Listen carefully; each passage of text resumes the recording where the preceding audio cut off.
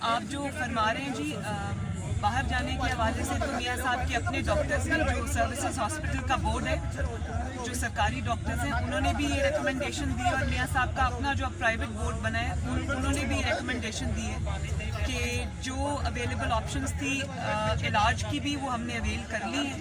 اب ان کو کسی اسپیشلائز سینٹر میں جانا چاہیے جہاں ان کا ڈائگنوسس ہو سکے کہ اچانک اس طرح سے پلیٹلیٹس کے ڈراپ کرنے کی وجہ کیا ہے.